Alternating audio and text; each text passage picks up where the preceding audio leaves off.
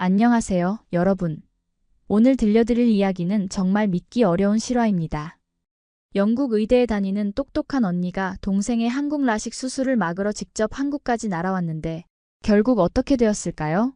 처음엔 한국 의료진을 믿을 수 없다며 펄펄 뛰던 언니가 마지막엔 자신도 수술대에 올랐다는 이 놀라운 반전.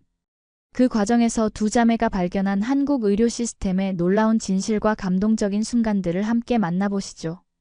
과연 영국 의대생조차 감탄하게 만든 한국의 의료기술, 그 비밀이 무엇인지 끝까지 지켜봐 주세요. 이 이야기를 통해 여러분도 우리나라 의료진의 실력이 얼마나 뛰어난지 새삼 깨닫게 되실 겁니다. 영상이 도움이 되셨다면 구독과 좋아요, 알림 설정도 꼭 부탁드립니다. 서울대학교 기숙사 2층에서 갑작스럽게 울려 퍼지는 비명소리가 복도 전체를 뒤흔들었습니다. 23세 영국 여대생 엘라 해밀턴이 침대에 앉아 휴대폰을 꽉 붙잡고 있는 모습이 보였죠.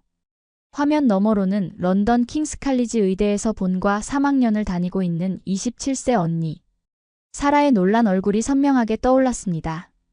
뭐라고? 한국에서 라식을 하겠다고? 사라의 목소리엔 믿을 수 없다는 어조가 가득했고 그녀의 표정은 마치 세상이 무너진 것처럼 경직되어 있었습니다. 엘라는 한국에 교환학생으로 온 지 벌써 8개월째였습니다. 처음엔 단순히 K-팝과 한국 드라마에 빠져서 온 것이었지만 실제로 한국에서 생활하면서 이 나라의 매력에 완전히 푹 빠져버렸죠. 지하철의 정확한 운행시간, 편의점의 24시간 서비스, 무엇보다 한국 사람들의 친절함과 배려심에 깊은 감동을 받았습니다. 특히 한국 친구 민서가 라식 수술을 받고 완전히 달라진 모습을 보면서 자신도 15년간 써온 두꺼운 안경에서 벗어나고 싶은 마음이 간절해졌습니다. 언니, 여기 의료 시스템 정말 좋아. 민서 언니도 작년에 받았는데 완전 만족해하고 있어. 비용도 영국의 3분의 1 수준이고 의료진들도 친절하고 실력도 좋다고 하더라. 엘라가 열심히 설명해봤지만 사라는 고개를 저을 뿐이었습니다. 영국 의대에서 안과학을 공부하고 있는 사라에게는 한국의 의료기술이 믿음직스럽지 않았죠. 그녀의 머릿속에는 여전히 한국을 개발도상국 정도로 여기는 고정관념이 자리 잡고 있었습니다. 엘라, 너 정신 나갔어? 눈은 한번 망가지면 돌이킬 수 없다고. 그것도 한국에서? 사라의 목소리는 점점 높아졌습니다. 의대에서 배우는 건데 라식 수술은 정말 신중해야 하는 거야. 특히 집도의의 경력과 병원의 시설, 사후 관리 시스템까지 모든 걸 꼼꼼히 따져봐야 한다고. 사라는 즉석에서 노트북을 켜고 영국 내 라식 수술 통계를 찾아보기 시작했습니다. 비용은 한국의 3배, 대기 시간은 6개월 이상이었지만 그래도 안전하다는 게 그녀의 생각이었죠. 하지만 엘라는 이미 마음을 정했습니다. 한국에서의 생활이 너무 만족스러웠고 특히 몇 번 병원을 방문해본 경험에서 의료진들의 친절함과 체계적인 시스템을 직접 경험했기 때문이었죠. 감기로 병원에 갔을 때도 대기 시간이 짧았고 의사의 설명도 자세했으며 무엇보다 영어로 소통이 가능한 직원들이 많아서 불편함을 전혀 느끼지 못했습니다. 언니는 아직 한국을 제대로 모르는 것 같아. 여기 와서 직접 보면 생각이 바뀔 거야. 결국 사라는 충격적인 결정을 내렸습니다. 좋아, 네가 그렇게 고집 부린다면 내가 직접 가서 말려야겠어. 다음 날 아침 사라는 런던 히드로 공항에서 인천행 비행기표를 끊고 있었습니다. 의대 수업도 잠시 미뤄두고 동생을 구하러 가는 마음이었죠. 12시간의 긴 비행 동안 사라는 한국의 의료 시스템에 대한 우려로 가득했습니다. 그녀는 기내에서도 의학 논문을 찾아보며 라식 수술의 위험성에 대해 다시 한번 점검했습니다. 인천국제공항에 도착한 사라의 첫 반응은 예상과 완전히 달랐습니다. 이게 정말 한국 공항이야? 최첨단 시설들이 눈앞에 펼쳐졌습니다. 자동 출입국 심사대, 지능형 수화물 처리 시스템, 깔끔한 인테리어까지. 무엇보다 놀라운 건 모든 안내 시스템이 완벽하게 작동하고 있다는 점이었죠. 런던 히드로 공항에서도 보지 못한 자동화 시스템들이 곳곳에서 승객들을 효율적으로 안내하고 있었습니다. 심지어 로봇이 길 안내를 해주는 모습까지 보였습니다. 출국장을 나서면서 사라는 더욱 놀랐습니다. 공항 내부의 면세점들은 유럽의 고급 쇼핑몰과 비교해도 손색이 없었고 한국 전통 문화를 소개하는 공간들도 세련되게 꾸며져 있었습니다. 런던보다 훨씬 현대적이네. 사라는 혼잣말로 중얼거렸습니다. 공항 직원들의 친절한 서비스와 유창한 영어 실력도 인상적이었죠. 한국이 이렇게 발전했다는 걸 왜 몰랐을까? 지하철을 타는 순간부터 사라의 세계관이 흔들리기 시작했습니다. 공항철도의 정확한 시간 운행, 깨끗한 차량, 질서 정연한 승하차 시스템. 엘라가 말한 게 진짜였네. 사라는 혼잣말로 중얼거렸죠. 특히 지하철 내부의 스크린 도어와 안전시설들을 보면서 런던 지하철의 낡은 시설과 비교하지 않을 수 없었습니다.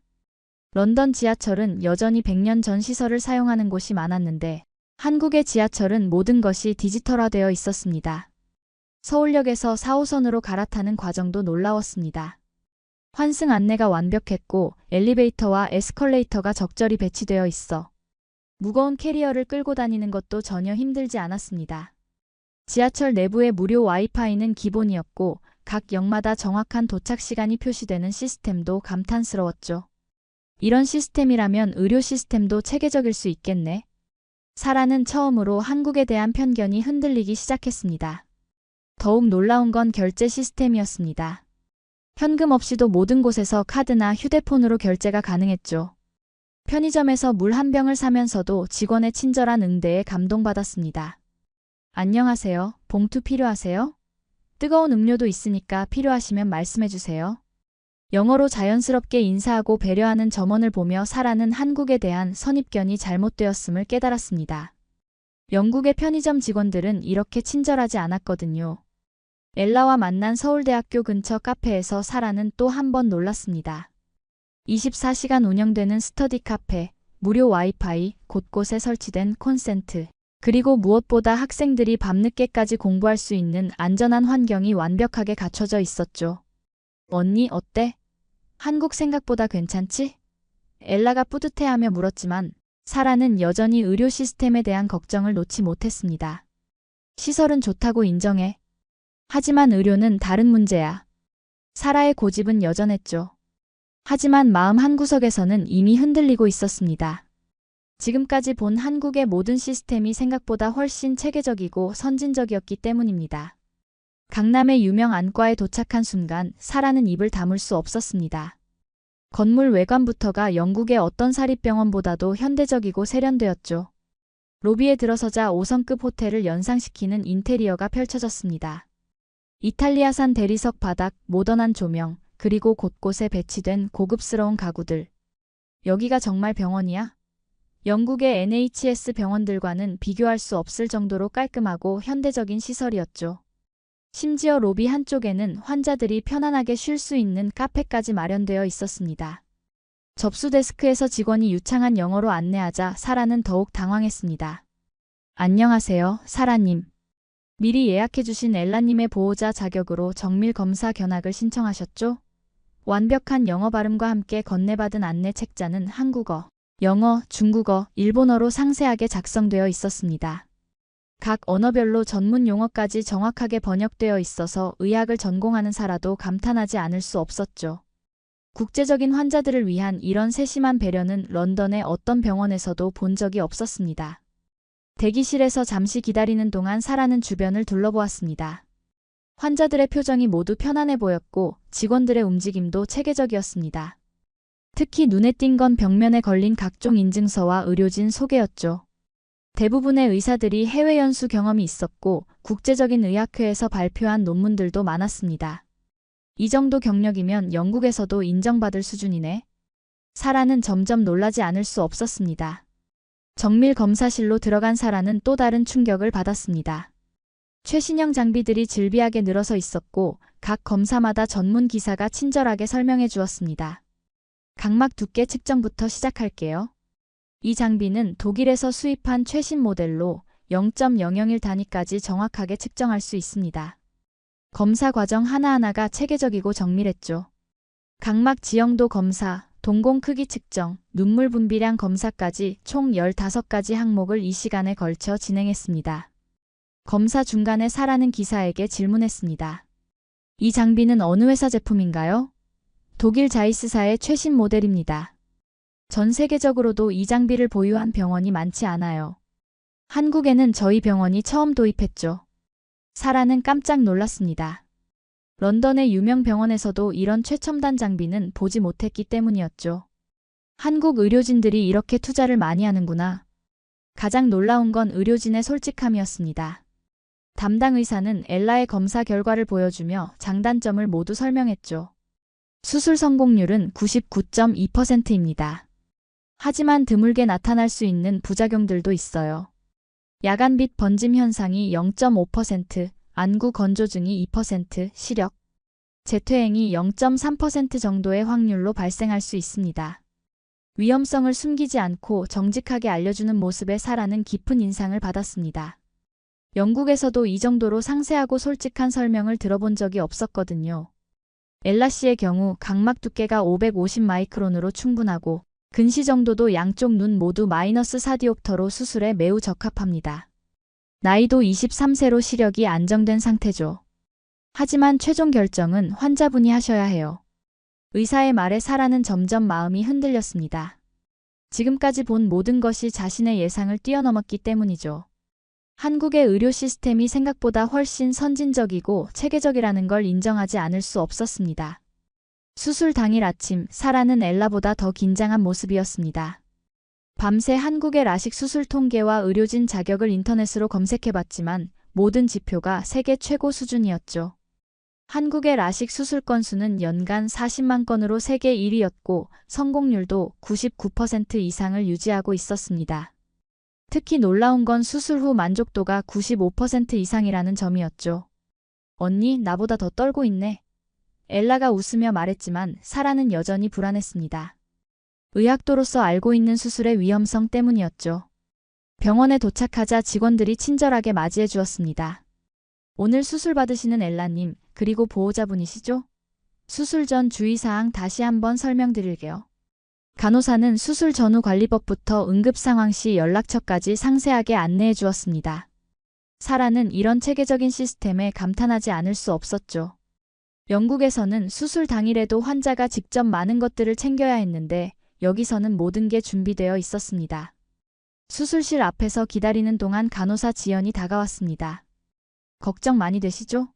가족분이 수술 받을 때는 보호자가 더 긴장하시는 경우가 많아요. 저희 병원에서만 지난 10년간 15만 건의 라식 수술을 진행했는데 심각한 부작용은 단 한 건도 없었어요. 따뜻한 미소와 함께 건네는 위로의 말에 사라는 마음이 놓였습니다. 이런 세심한 배려와 구체적인 통계 제시는 영국 병원에서 쉽게 볼 수 없는 것이었죠. 지연은 계속해서 설명했습니다. 수술실에는 최신 femtosecon드 레이저가 설치되어 있어요. 이 장비는 전 세계에서도 가장 정밀한 수술이 가능한 장비 중 하나죠. 각막 절개부터 시력 교정까지 모든 과정이 컴퓨터로 제어되기 때문에 인적 오류의 가능성이 거의 없어요. 사라는 이런 기술적 설명에 더욱 안심이 되었습니다. 의학을 전공하는 입장에서 이해할 수 있는 전문적인 정보였기 때문이죠. 드디어 엘라가 수술실로 들어갔습니다. 사라는 대기실에서 20분이 일시간처럼 느껴졌죠. 그런데 놀랍게도 예정 시간보다 일찍 수술이 끝났습니다. 수술 잘 끝났습니다. 완벽하게 성공했어요. 엘라님의 각막 상태가 워낙 좋아서 예상보다 빨리 끝났네요. 의사의 말에 사라는 안도의 한숨을 내쉬었습니다. 의사는 계속해서 설명했죠. 지금 시력이 벌써 1.2까지 나오고 있어요. 내일이면 1.5까지 회복될 것 같습니다. 더욱 감동적인 건 그 다음이었습니다. 지연이 정성스럽게 포장된 선물 상자를 건네주었죠. 회복을 위한 항생제 안약, 인공 눈물, 보호용 안대, 선글라스, 비타민 영양제, 그리고 주의사항이 적힌 안내서까지 모두 들어있어요. 24시간 응급 연락처도 함께 드릴게요. 혹시 밤에라도 이상 증상이 있으면 언제든 연락주세요. 이런 세심한 사후 관리 시스템은 영국에서도 본 적이 없었습니다. 영국에서는 수술 후 관리용품을 환자가 별도로 구매해야 하는 경우가 많았거든요. 다음 날 아침 엘라의 환호성에 사라는 잠에서 깼습니다. 언니, 정말 신기해. 창문 너머 나무 인맥까지 다 보여. 이렇게 선명하게 보이는 게 처음이야. 안경 없이도 완벽하게 보이는 시야에 엘라는 감격해했죠. 사라는 그런 동생을 보며 복잡한 심정이었습니다. 의대에서 배운 이론과 실제 한국에서 경험한 현실 사이의 차이가 너무 컸기 때문이죠. 정말 이렇게 간단하고 안전할 수가 있나? 사라의 마음속에서는 이미 변화가 시작되고 있었습니다. 엘라의 회복 상태를 지켜보던 사라는 점점 더 놀라지 않을 수 없었습니다.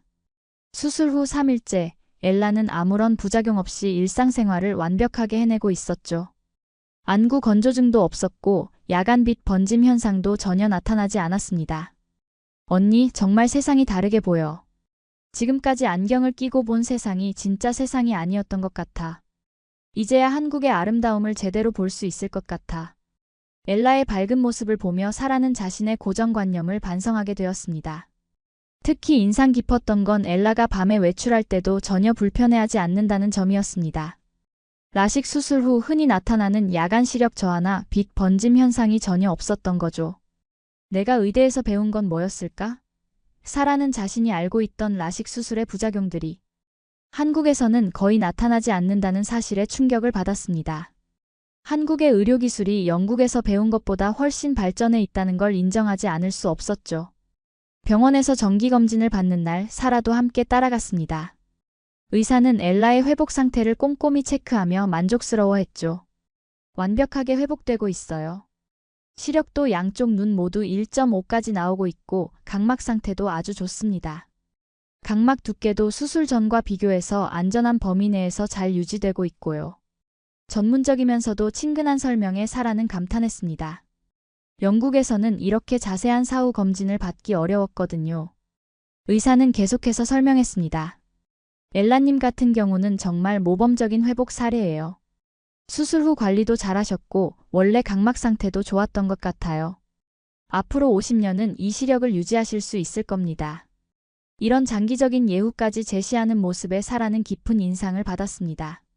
한국 의료진들의 책임감과 전문성을 실감할 수 있었죠. 그날 저녁 사라는 혼자 깊은 생각에 잠겼습니다. 나는 의대생이라면서 환자를 위해 공부한다고 했는데 정작 내 시력은 왜 포기하고 살았을까? 두꺼운 안경 때문에 불편했던 순간들이 주마등처럼 떠올랐죠. 해부학 실습 시간에 안경이 김서려 힘들었던 경험, 테니스나 수영 같은 운동을 할 때의 불편함, 콘택트 렌즈로 인한 만성적인 눈의 피로감까지.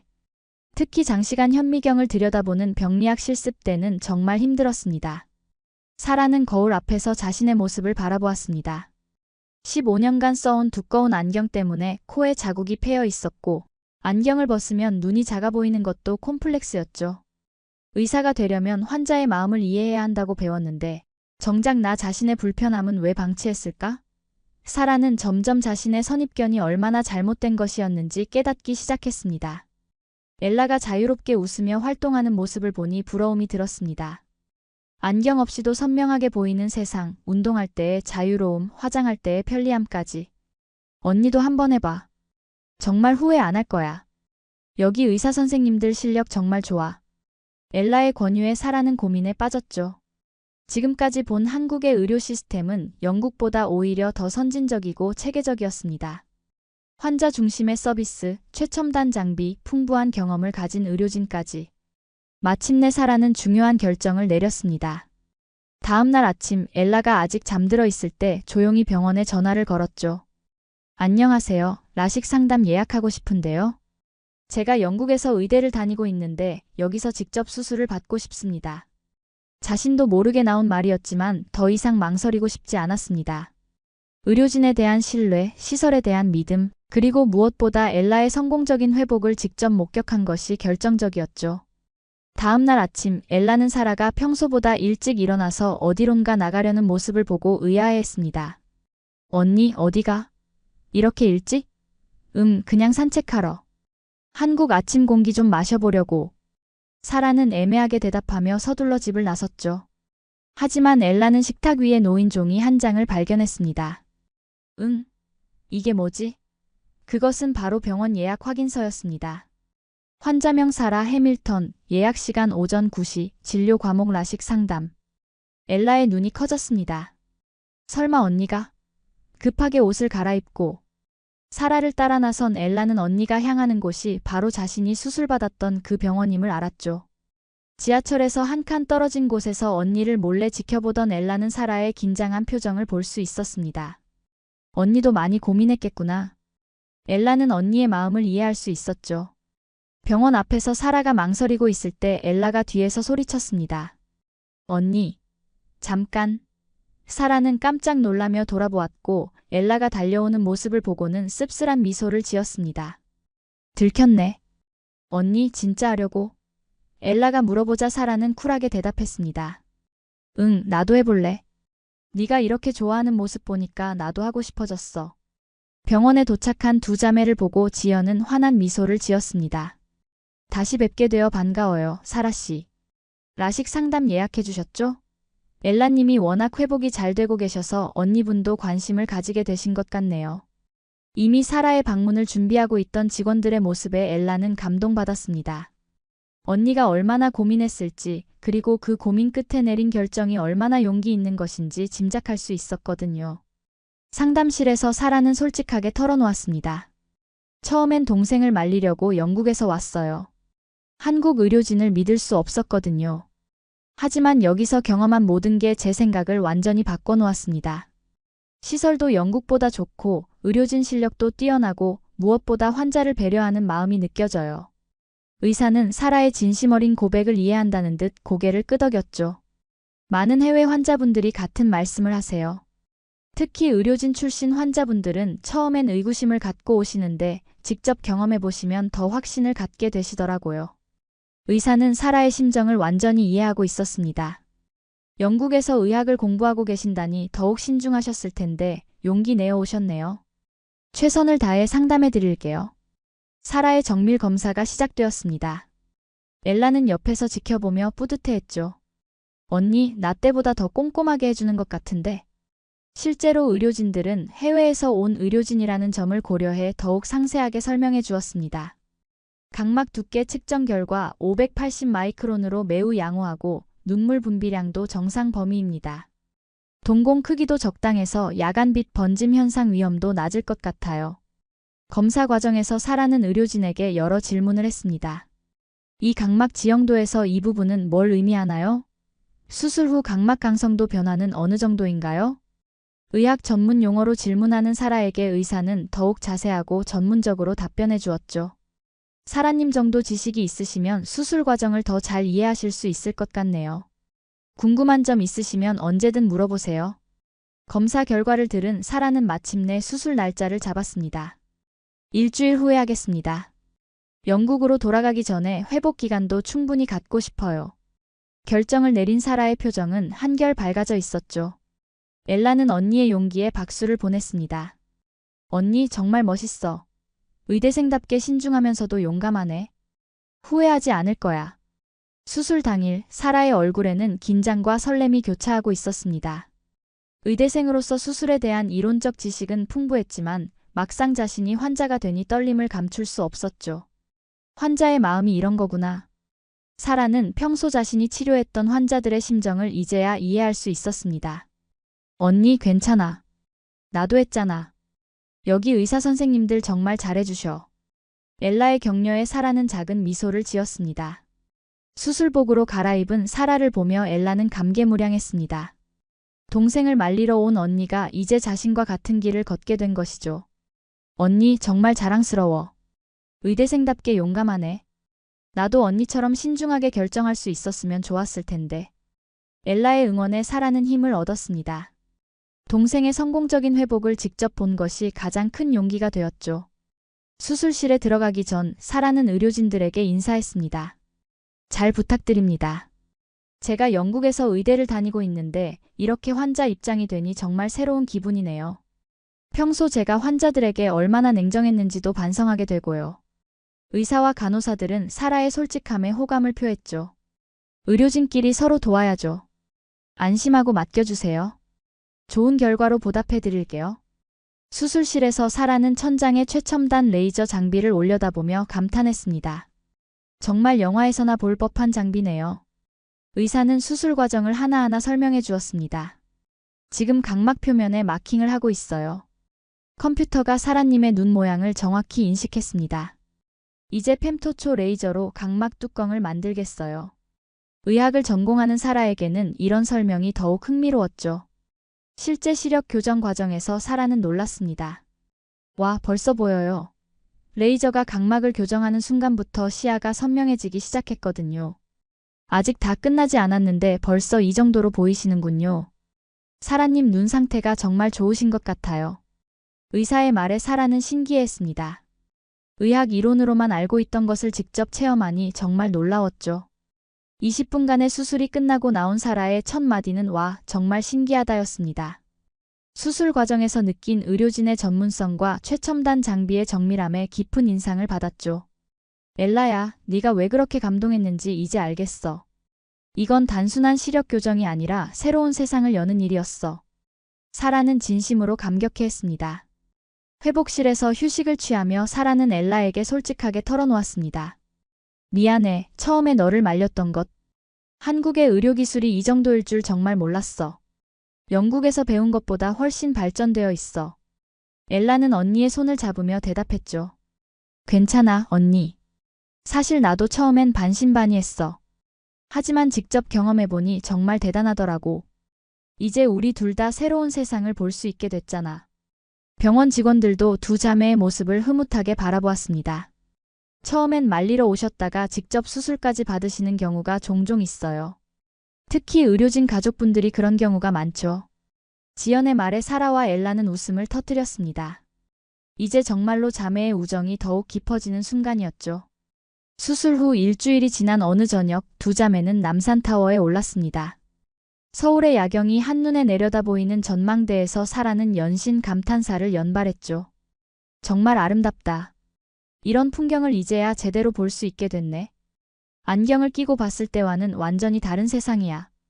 안경 없이 바라보는 서울의 밤은 그 어느 때보다 선명하고 아름다웠습니다.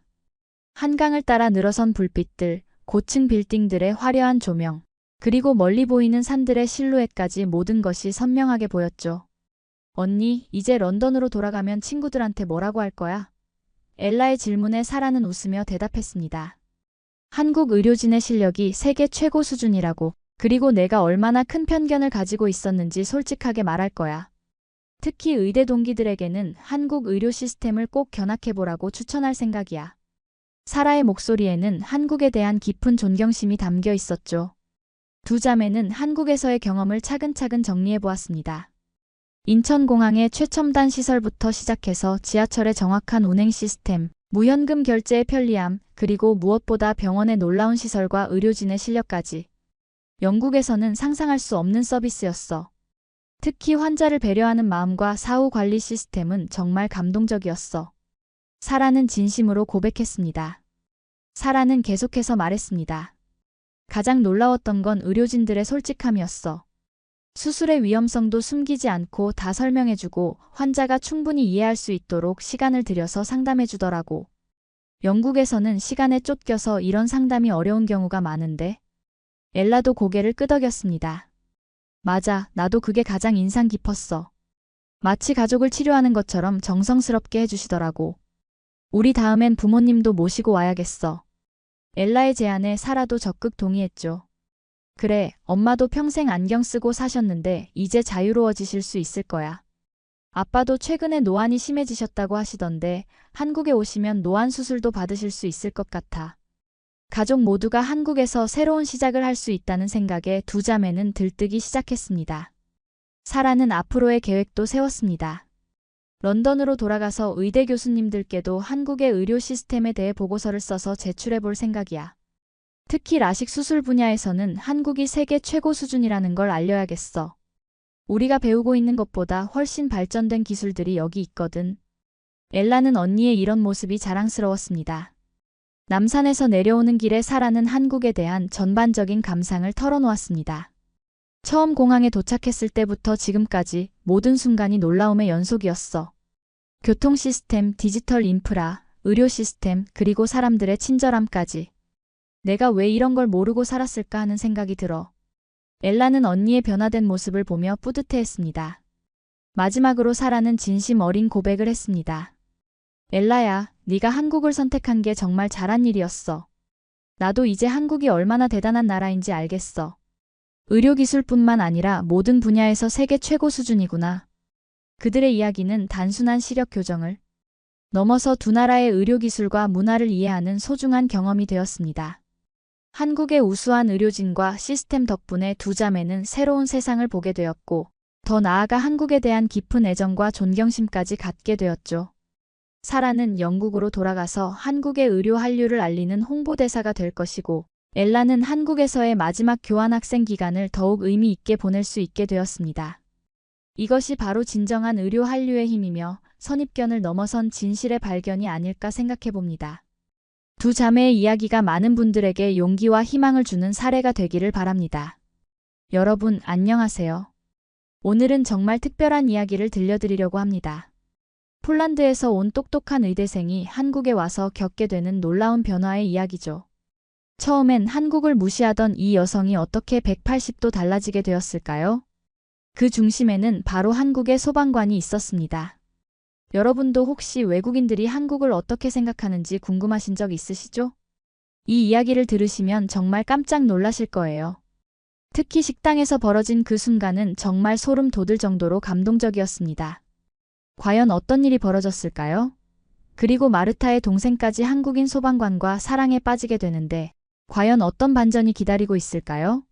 지금부터 시작하는 이야기를 끝까지 들어보시면 여러분도 한국인이라는 것이 얼마나 자랑스러운지 다시 한번 느끼실 수 있을 겁니다.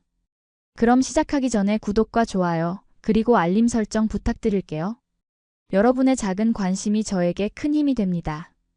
폴란드 바르샤바의 한 의과대학 도서관, 겨울찬 바람이 창문을 두드리는 늦은 저녁이었습니다. 두꺼운 의학 서적들 사이에서 마르타가 열심히 공부하고 있었어요. 졸업을 불과 몇 달 앞둔 그녀는 폴란드에서도 손꼽히는 우등생이었습니다. 신경외과 전문의를 꿈꾸는 그녀의 책상 위에는 해부학, 병리학, 양리학 교재들이 산더미처럼 쌓여 있었죠. 마르타는 항상 자신의 학업에 자부심을 가지고 있었어요. 유럽의 선진 의료 시스템에서 교육받은 자신이 세계 어디에 가서도 뒤지지 않을 거라고 믿었거든요. 그런 마르타에게 언니 안나로부터 예상치 못한 전화가 걸려왔습니다. 마르타야, 나 결혼해.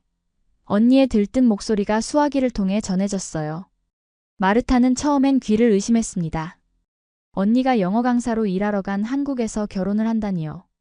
더욱 놀라운 건 상대방이 소방관이라는 사실이었습니다. 소방관이라고? 언니, 정말 제대로 생각해 본 거야? 마르타의 목소리에는 걱정과 의구심이 담겨 있었어요. 마르타의 머릿속엔 한국에 대한 편견들이 가득했습니다.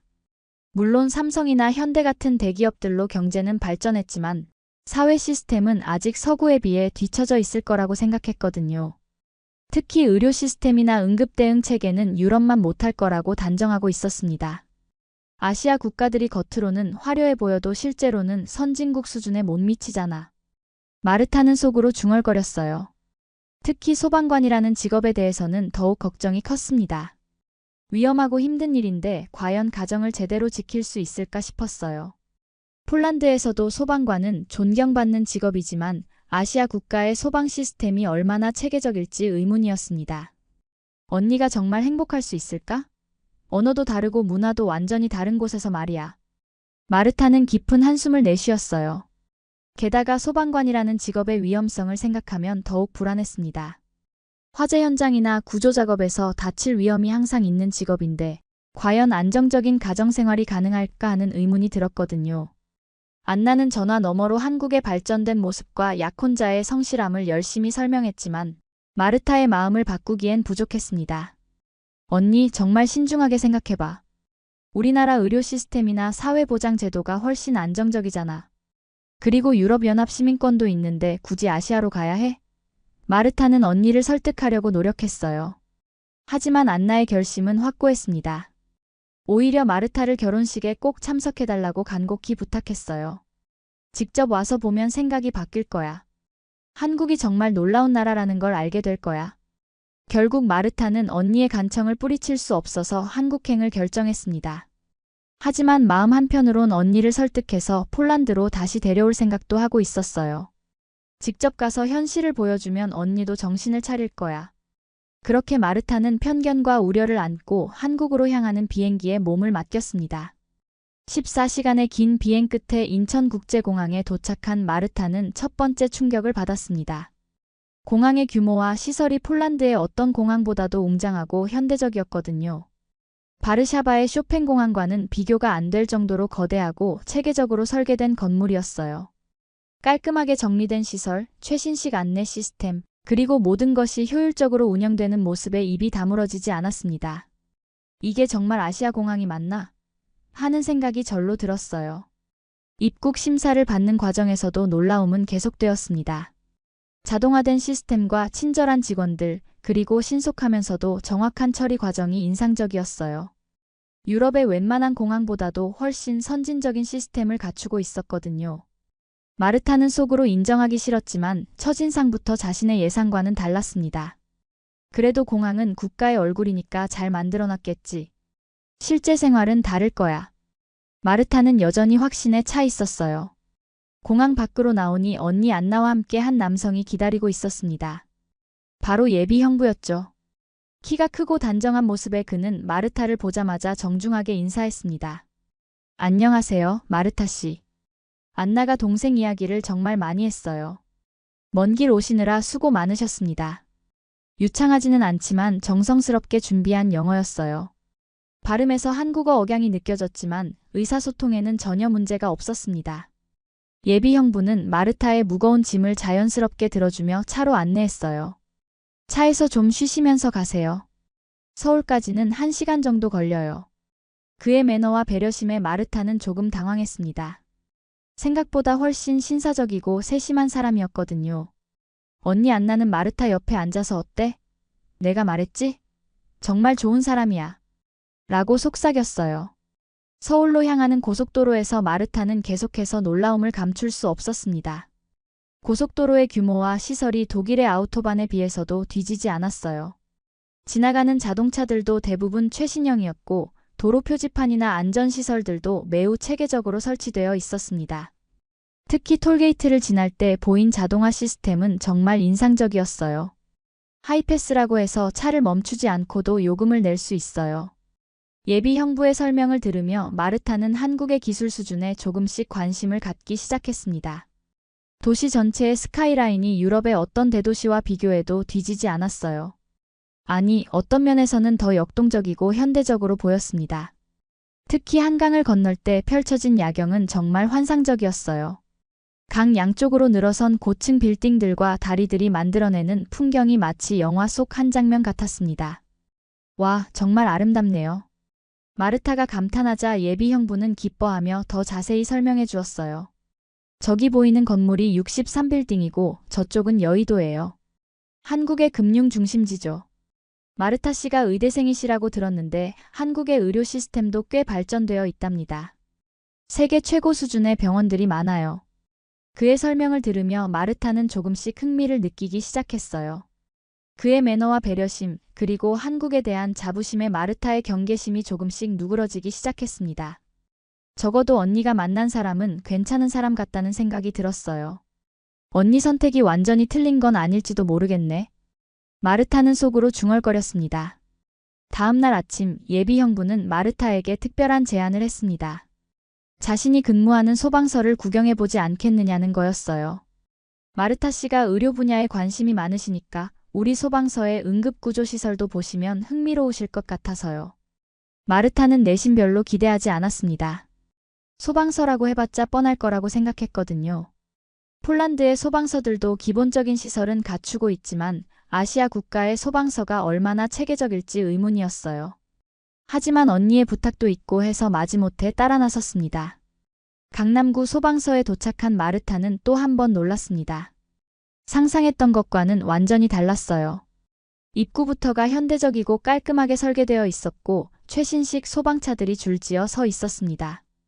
독일제, 일본제 등 세계 최고 수준의 소방 장비들이 정렬되어 있는 모습이 마치 자동차 전시장 같았어요. 각종 구조 장비들도 체계적으로 정리되어 있었고 모든 것이 철저한 관리 하에 있다는 게 한눈에 보였습니다. 특히 마르타의 눈을 사로잡은 건 응급구조 장비들이었어요. 최신형 제세동기, 인공호흡기, 각종 응급처치 도구들이 폴란드의 웬만한 병원, 응급실과 비교해도 손색이 없을 정도로 완비되어 있었습니다. 이 정도 수준이면 유럽의 어떤 응급실과 비교해도 뒤지지 않겠네요. 마르타가 놀라워하자 예비 형부는 겸손하게 웃었어요. 한국은 응급의료에 정말 많이 투자하고 있어요. 골든타임을 놓치지 않는 게 가장 중요하거든요. 예비 형부는 마르타를 여러 시설로 안내하며 자세히 설명해 주었습니다. 여기는 구조훈련장이고 저기는 응급처치 교육장입니다. 우리 소방관들은 화재 진압뿐만 아니라 각종 구조작업과 응급처치까지 모두 할 수 있어야 해요. 특히 구조대 소속 대원들은 응급구조사 자격증을 의무적으로 취득해야 합니다. 그의 설명을 들으며 마르타는 한국 소방관들의 전문성에 조금씩 감탄하기 시작했습니다. 교육장에서는 실제 훈련이 진행되고 있었어요.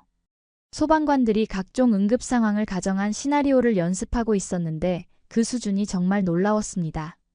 심폐소생술, 기도확보, 골절처치, 화상치료 등 모든 과정이 의학 교과서에 나온 것처럼 정확했어요. 마르타는 의대에서 배운 지식으로 그들의 실력을 평가해봤는데 정말 전문적이었습니다. 저 사람들 정말 의료진 수준이네요. 특히 인상적이었던 건 실전 시뮬레이션 훈련이었어요. 예비 형부가 직접 심폐소생술과 기도 확보술을 시범으로 보여주는데 그 동작이 정말 정확하고 빨랐습니다. 압박 위치, 압박 깊이, 압박 리듬 모든 것이 완벽했어요.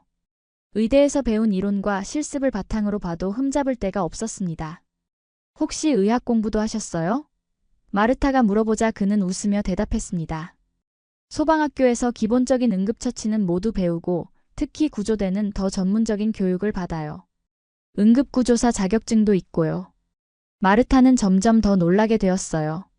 한국의 소방관들이 단순히 불을 끄는 사람들이 아니라 의료 전문가 수준의 지식과 기술을 갖춘 전문가들이었던 거예요. 폴란드에서는 소방관과 응급구조사가 완전히 분리된 직업인데 여기서는 한 사람이 다 할 수 있다니 정말 놀라워요. 그래도 마르타는 여전히 반신반의했습니다. 아무리 훈련을 잘 받았다 해도 실제 상황에서는 당황할 수도 있을 거라고 생각했거든요. 훈련과 실전은 다르잖아요. 진짜 위급한 상황에서도 저렇게 침착할 수 있을까? 마르타의 의구심은 여전했습니다. 며칠간 함께 지내면서 마르타는 예비 형부의 일상을 자세히 관찰할 수 있었습니다.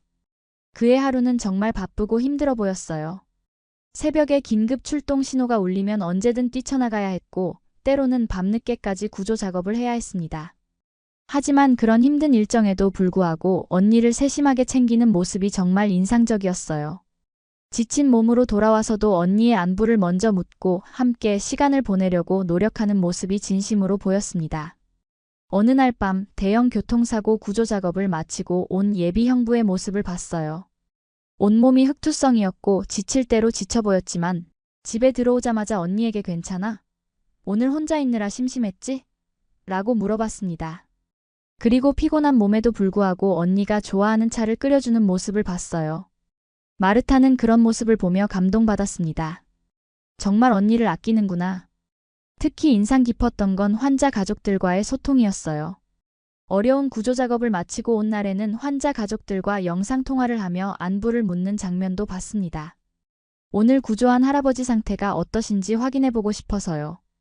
예비 형부가 말하자 화면 너머 가족들은 눈물을 글썽이며 고마움을 표했습니다. 덕분에 아버지가 살았어요. 정말 감사합니다. 그런 대화를 지켜보며 마르타는 가슴이 뭉클해졌어요. 예비 형부가 단순히 직업으로만 소방관 일을 하는 게 아니라 진정으로 사람을 살리는 일의 보람을 느끼고 있다는 게 느껴졌거든요. 이 일을 하면서 가장 기쁜 순간이 언제예요? 마르타가 물어보자 그는 망설임 없이 대답했어요. 사람을 구했을 때죠. 특히 가족들이 다시 만날 수 있게 도와줄 때가 가장 보람 있어요. 그의 진심 어린 대답에 마르타는 조금씩 마음이 흔들리기 시작했습니다.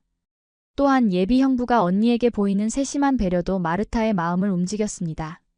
힘든 근무를 마치고 와서도 언니가 좋아하는 음식을 사오거나 함께 시간을 보내려고 노력하는 모습이 진심으로 보였어요. 언니가 폴란드 음식이 그립다고 하니까 비슷한 걸 찾아봤어요.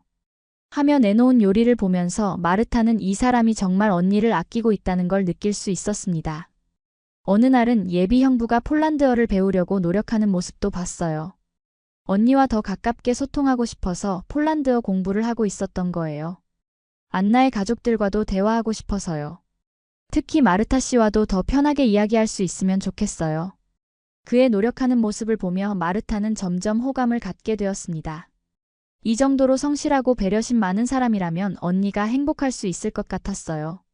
하지만 여전히 마르타 마음 한편엔 의구심이 남아 있었어요. 과연 정말 위기 상황에서도 이렇게 침착하고 전문적으로 일할 수 있을까 하는 의문이었습니다. 훈련과 실전은 다르니까요. 아무리 평소에 좋은 사람이라고 해도 긴급 상황에서는 어떻게 될지 모르는 거잖아요. 그런데 그 의문이 해소될 결정적인 순간이 곧 찾아올 줄은 몰랐습니다.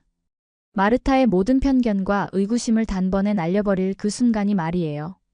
결혼식을 며칠 앞둔 어느 저녁, 세 사람은 서울 시내의 한 유명한 한식당에서 식사를 하고 있었습니다. 인사동 근처의 전통 한옥을 개조한 분위기 좋은 식당이었어요. 마르타는 처음 먹어보는 한국 음식들의 맛에 감탄하고 있었습니다. 불고기, 비빔밥, 김치찌개 등 모든 음식이 예상보다 훨씬 맛있었거든요. 한국 음식이 이렇게 다양하고 맛있는 줄 몰랐어요. 마르타가 말하자 예비 형부는 기뻐하며 여러 음식들을 설명해 주었어요. 식당 안은 저녁 시간이라 사람들로 북적였습니다. 가족 단위 손님들, 연인들, 회식을 하는 직장인들까지 다양한 사람들이 즐거운 시간을 보내고 있었어요. 따뜻한 조명과 은은한 전통 음악이 어우러져 정말 평화로운 분위기였습니다.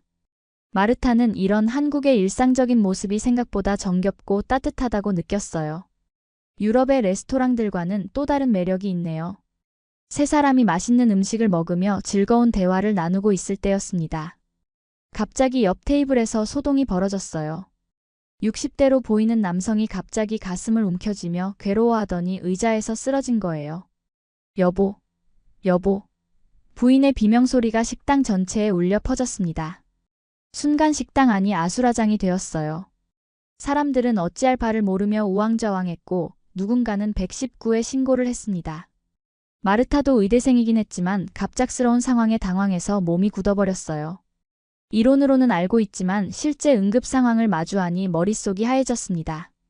환자의 상태를 보니 명백한 심정지 증상이었어요. 즉시 심폐소생술을 해야 하는 상황이었지만 마르타는 움직일 수가 없었습니다. 어떻게 해야 하지? 내가 뭔가 해야 하는데. 마음만 급했을 뿐 몸이 따라주지 않았어요. 그런데 바로 그때였습니다. 예비 형부가 벌떡 일어나더니 침착하게 환자에게 다가갔어요. 잠깐만요, 제가 소방관입니다.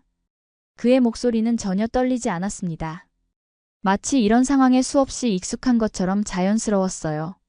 주변 사람들에게도 차분하게 지시를 내렸습니다. 119가 오고 있으니까 문 앞을 비워주세요. 그리고 저기 계신 분은 제세 동기가 있는지 카운터에 물어봐 주세요. 여기 계신 분은 환자 부인을 좀 도와주세요. 환자의 상태를 신속하게 확인한 예비 형부는 즉시 심폐소생술을 시작했어요. 마르타는 그 순간을 평생 잊을 수 없습니다. 예비 형부의 손동작은 정확했고 압박하는 리듬도 완벽했어요. 의대에서 배운 표준 심폐소생술 그대로였습니다. 분당 10만 120회의 정확한 리듬, 가슴 깊이 5cm의 압박, 완전한 이완까지 모든 것이 교과서적이었어요. 하나, 둘, 셋. 그가 세는 소리도 전혀 흔들리지 않았습니다. 더욱 놀라운 건 그가 주변 상황까지 완벽하게 통제하고 있다는 점이었어요. 심폐소생술을 하면서도 환자 부인을 안심시키고 구급차가 올 수 있도록 통로를 확보하고 필요한 정보들을 체크하고 있었습니다. 환자분 연세가 어떻게 되세요? 평소에 복용하는 약이 있으신가요? 언제부터 가슴 통증을 호소하셨나요? 모든 질문이 응급의학에서 중요한 정보들이었어요. 1분여가 지났을까요? 환자가 기침을 하며 의식을 되찾았습니다. 작은 신음소리와 함께 환자의 눈이 떠졌어요. 식당 안에 안도의 한숨이 흘러나왔고 환자 부인은 눈물을 흘리며 고마워했습니다. 고맙습니다. 정말 고맙습니다. 다른 손님들도 박수를 치며 감탄했어요. 와, 정말 대단하다. 소방관님 덕분에 살았네. 마르타는 그 순간 엄청난 충격을 받았습니다. 자신은 의대생이면서도 아무것도 할 수 없었는데 예비 형부는 완벽하게 생명을 구해낸 거예요. 그것도 전혀 당황하지 않고 침착하게 말이에요. 내가 6년간 의대에서 배운 게 뭐였을까? 자괴감과 동시에 예비 형부에 대한 존경심이 솟구쳤습니다. 이론만 아는 자신과 달리 실제로 사람을 구할 수 있는 사람이었던 거예요. 곧이어 119 구급대가 도착했습니다. 구급대원들이 들어오자 예비 형부는 전문적으로 상황을 브리핑했어요. 60대 남성, 심정지로 추정됩니다. 2분간 심폐소생술 시행했고 1분 30초경에 자발순환 회복했습니다. 현재 의식 있고 호흡 안정되어 있어요. 구급대원들도 예비 형부를 알아보고는 고개를 끄덕였습니다. 수고하셨습니다. 덕분에 골든타임을 놓치지 않았네요. 환자가 병원으로 이송되는 모습을 지켜보며 마르타는 복잡한 감정에 휩싸였어요. 놀라움, 감탄, 그리고 약간의 부끄러움까지 말이에요. 자신이 그동안 한국과 한국 사람들에 대해 얼마나 편견을 가지고 있었는지 깨닫게 되었거든요. 특히 예비 형부에 대한 생각이 완전히 바뀌었습니다. 이 사람은 단순한 소방관이 아니라 진짜 생명을 구하는 전문가였던 거예요. 119 구급대가 환자를 병원으로 이송한 후 식당은 다시 조용해졌습니다. 하지만 마르타의 마음은 전혀 평정을 찾을 수 없었어요. 방금 전 목격한 일이 너무나 충격적이었거든요.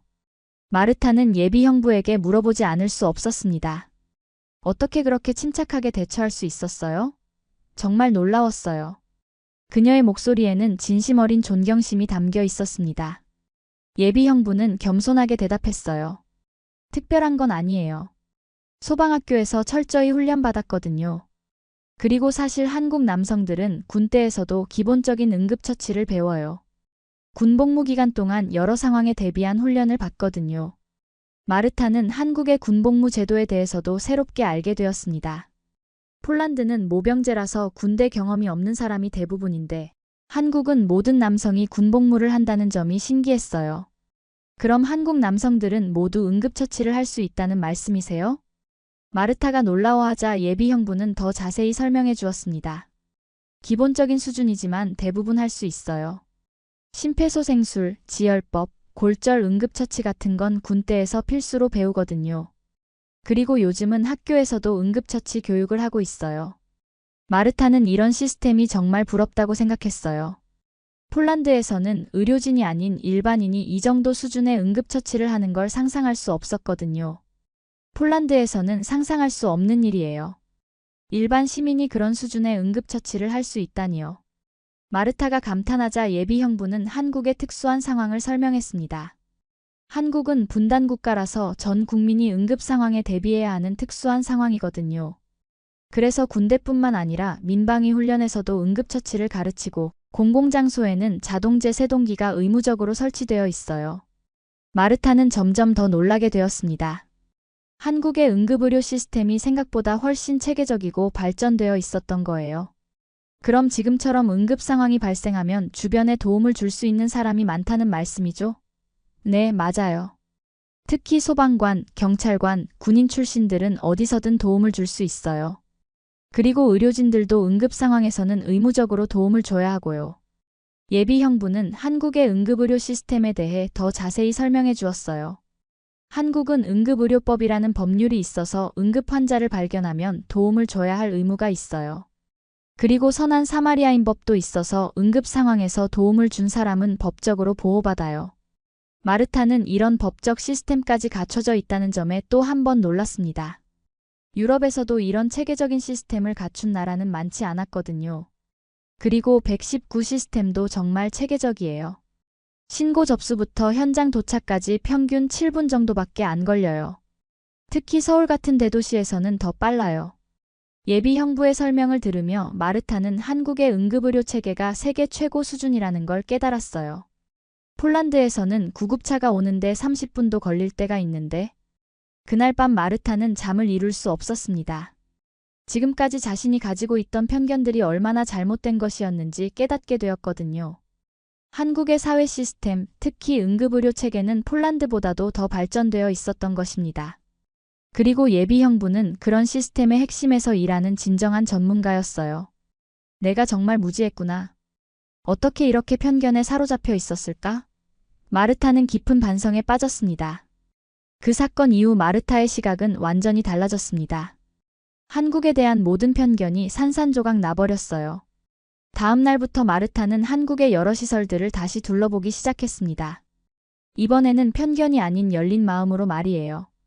병원, 지하철, 공공기관 등을 직접 가보니 모든 게 체계적이고 효율적으로 운영되고 있었습니다. 특히 서울대학교 병원을 견학했을 때는 정말 깜짝 놀랐어요. 의료 장비의 수준이 유럽의 어떤 대학병원과 비교해도 뒤지지 않았거든요. 로봇 수술 시스템, 최신 MRI, CT 장비들이 즐비했고 무엇보다 의료진들의 전문성이 인상적이었습니다. 이 정도 수준이면 세계 최고 수준이네요. 마르타가 감탄하자 안내해주던 의사가 자랑스럽게 설명했어요. 한국의 의료기술은 이미 세계적으로 인정받고 있어요. 특히 암치료나 성형외과 분야에서는 세계 1위 수준이죠. 지하철 시스템을 이용할 때도 마찬가지였습니다. 정확한 시간표, 깨끗한 시설, 그리고 각종 안전장치들까지 모든 게 완벽했어요. 특히 지하철 스크린도어와 각종 안전시설들을 보면서 이런 시스템을 운영하려면 얼마나 많은 노력이 필요했을까? 하는 생각이 들었습니다. 바르샤바의 지하철과는 비교가 안 될 정도로 선진적이었거든요. 예비 형부에 대한 마음도 완전히 바뀌었어요. 처음엔 위험한 직업을 가진 사람이라고 걱정했는데 이제는 정말 존경스러운 직업을 가진 사람이라고 생각하게 되었습니다. 형부님, 정말 죄송해요. 처음에 편견을 가지고 있었어요. 마르타가 솔직하게 사과하자 예비 형부는 너그러운 미소를 지으며 말했어요. 괜찮아요. 저도 처음엔 폴란드에 대해 잘 몰랐으니까요. 서로 다른 문화를 이해하려면 시간이 필요하죠. 그의 너그러운 마음에 마르타는 더욱 감동했습니다. 이런 사람이라면 언니가 행복할 수 있을 거라는 확신이 들었어요. 게다가 예비 형부는 마르타에게 한국의 의료 시스템에 대해 더 자세히 알려주었습니다. 한국은 의료보험 제도가 정말 잘 되어 있어요. 전 국민이 의료보험에 가입되어 있고 응급 상황에서는 누구든지 치료받을 수 있어요. 이런 설명을 들으며 마르타는 한국의 사회보장 제도에 대해서도 새로운 인식을 갖게 되었습니다. 마르타는 언니에게도 진심으로 사과했습니다. 언니, 미안해. 내가 너무 좁은 시각으로 생각했어. 정말 좋은 사람을 만났네. 그리고 한국이라는 나라도 정말 대단한 나라야. 안나는 동생의 변화된 모습을 보며 기뻐했어요. 알았어. 이제 한국이 어떤 나라인지 알겠지? 내가 왜 이곳에서 살고 싶어 하는지 이해되지? 두 자매는 오랜만에 진심으로 대화를 나눌 수 있었습니다. 그런데 마르타에게는 또 다른 놀라운 소식이 기다리고 있었어요. 언니가 조심스럽게 말을 꺼냈습니다. 마르타야, 사실 너한테 말하고 싶은 게 있어. 우리 처제. 아니, 내 남편 될 사람의 여동생이 있는데 말이야. 마르타는 궁금한 표정으로 언니를 바라봤어요. 그 아이도 소방관이거든. 그것도 우리 남편과 같은 구조대에서 일해. 마르타는 깜짝 놀랐습니다. 여자 소방관이라고요? 응, 한국에는 여성 소방관들도 많아. 특히 구조대에서는 여성의 세심함이 필요한 경우가 많거든.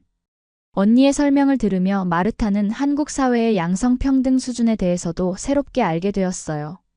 폴란드에서는 여성 소방관을 보기 힘든데 한국에서는 자연스럽게 받아들여지고 있다는 점이 인상적이었습니다. 그 처제분을 만나볼 수 있을까요? 마르타가 호기심 어린 표정으로 물어보자 언니는 웃으며 대답했어요. 당연하지. 사실 그 아이도 너를 정말 만나고 싶어해. 유럽에서 온 의대생이라고 하니까 엄청 궁금해하더라고. 마르타는 어떤 사람일지 벌써부터 기대가 되기 시작했습니다. 결혼식 전날 드디어 처제를 만날 기회가 생겼습니다. 소희라는 이름의 그녀는 27세로 마르타보다 1살 어렸어요. 처음 만났을 때부터 마르타는 소희에게 강한 인상을 받았습니다. 키는 작았지만 당당한 자세와 밝은 미소가 인상적이었거든요. 안녕하세요. 마르타 씨 이야기 정말 많이 들었어요. 폴란드에서 의대를 다니신다고 들었는데 정말 대단하세요. 소희의 첫인상은 정말 좋았어요. 소희는 마르타를 자신의 소방서로 안내했습니다. 여성 소방관들이 근무하는 모습을 직접 보여주고 싶었던 거예요. 한국에서는 여성 소방관이 전체의 약 3% 정도 돼요. 숫자는 적지만 우리도 남성 동료들과 똑같이 일하고 있어요. 소희의 설명을 들으며 마르타는 한국 여성들의 사회 진출에 대해 새로운 시각을 갖게 되었습니다. 소희가 구조훈련을 하는 모습을 봤을 때 마르타는 정말 놀랐어요. 작은 체구에도 불구하고 밧줄을 타고 건물에서 내려오거나 무거운 구조 장비를 능숙하게 다루는 모습이 정말 인상적이었거든요. 와, 정말 대단하네요. 어떻게 이런 일을 할 생각을 하셨어요?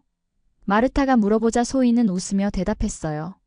어려서부터 사람을 돕는 일을 하고 싶었어요. 의사가 되고 싶었는데 성적이 안 돼서 소방관이 되었죠. 하지만 지금 일이 정말 보람있어요. 두 사람은 금세 친해졌습니다. 비슷한 나이대에 둘 다 사람을 돕는 일에 관심이 많았거든요. 소희는 마르타에게 한국의 여성 소방관 제도에 대해 자세히 설명해 주었어요. 임신하면 내근으로 전환되고 육아휴직도 보장돼요. 그리고 여성만을 위한 시설도 따로 마련되어 있고요.